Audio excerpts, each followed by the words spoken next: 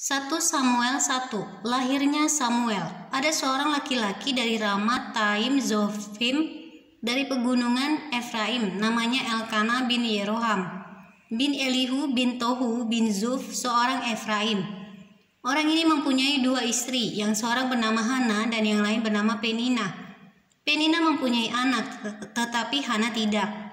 Orang ini dari tahun ke tahun pergi meninggalkan kotanya untuk sujud menyembah dan mempersembahkan korban kepada Tuhan semesta alam di Silo.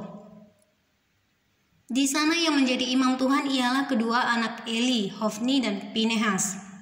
Pada hari Elkana mempersembahkan korban, diberikannya kepada Penina istrinya dan kepada semua anaknya yang laki-laki dan perempuan masing-masing sebagian. Meskipun ia mengasihi Hana, ia memberikan kepada Hana hanya 1 bagian, sebab Tuhan telah menutup kandungannya. Tetapi madunya selalu menyakiti hatinya supaya ia gusar, karena Tuhan telah menutup kandungannya. Demikianlah terjadi dari tahun ke tahun. Setiap kali Hana pergi ke rumah Tuhan, Penina menyakiti hati Hana, sehingga ia menangis dan tidak mau makan. Lalu Elkana suaminya berkata kepadanya, "Hana, mengapa engkau menangis dan mengapa engkau tidak mau makan? Mengapa hatimu sedih? Bukankah aku lebih berharga bagimu daripada 10 anak laki-laki?" Pada suatu kali setelah mereka habis makan dan minum di Silo, berdirilah Hana sedang Imam Eli duduk di kursi dekat tiang pintu bait suci Tuhan. Dan dengan hati pedih ia berdoa kepada Tuhan sambil menangis terseduh-seduh. Kemudian bernazarlah ia, katanya, "Tuhan semesta alam, jika sungguh-sungguh engkau memperhatikan sengsara hambamu ini dan mengingat kepadaku dan tidak melupakan hambamu ini, tetapi memberikan kepada hambamu ini seorang anak laki-laki, maka aku akan memberikan dia kepada Tuhan untuk seumur hidupnya, dan pisau cukur tidak akan menyentuh kepalanya." Ketika perempuan itu terus-menerus berdoa di hadapan Tuhan, maka Eli mengamat-amati mulut perempuan itu.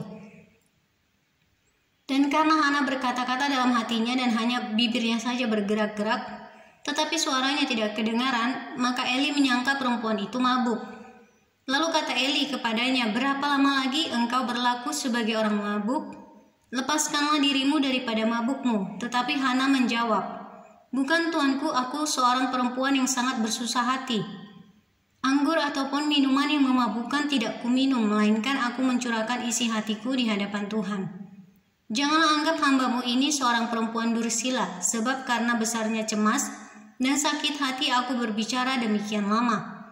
Jawab Eli, "Pergilah dengan selamat, dan Allah Israel akan memberikan kepadamu apa yang engkau minta daripadanya." Sesudah itu berkatalah perempuan itu, "Biarlah hambamu ini mendapat belas kasihan daripadamu." Lalu keluarlah perempuan itu, ia mau makan dan mukanya tidak muram lagi. Keesokan harinya bangunlah mereka itu pagi-pagi lalu sujud menyembah di hadapan Tuhan. Kemudian pulanglah mereka ke rumahnya di Rama.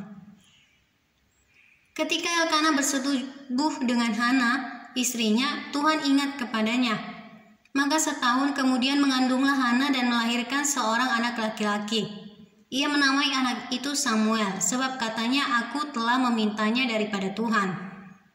Elkana laki-laki itu pergi dengan seisi rumahnya mempersembahkan korban sembelihan tahunan dan korban nazarnya kepada Tuhan, tetapi Hana tidak ikut pergi. Sebab katanya kepada suaminya, "Nanti apabila anak itu cerai susu, aku akan mengantarkan dia, maka ia akan menghadap ke hadirat Tuhan dan tinggal di sana seumur hidupnya." Kemudian Elkana suaminya itu berkata kepadanya, "Perbuatlah apa yang kau pandang baik. Tinggallah sampai engkau menyapi dia, hanya Tuhan kiranya menepati janjinya." Jadi tinggallah perempuan itu dan menyusui anaknya sampai disapinya. Setelah perempuan itu menyapi anaknya, dibawanyalah dia dengan seekor lembu jantan yang berumur 3 tahun, 1 eva tepung dan sebuyung anggur, lalu diantarkannya ke dalam rumah Tuhan di Silo. Waktu itu masih kecil betul kanak-kanak itu. Setelah mereka menyembelih lembu, mereka mengantarkan kanak-kanak itu kepada Eli. Lalu kata perempuan itu, "Mohon bicara tuanku, demi tuanku hidup. Akulah perempuan yang dahulu berdiri di sini dekat tuanku untuk berdoa kepada Tuhan. Untuk mendapat anak inilah aku berdoa, dan Tuhan telah memberikan kepadaku apa yang kuminta daripadanya. Maka aku pun menyerahkannya kepada Tuhan seumur hidup, terserahlah ia kiranya kepada Tuhan. Lalu sujud mereka di sana menyembah kepada Tuhan.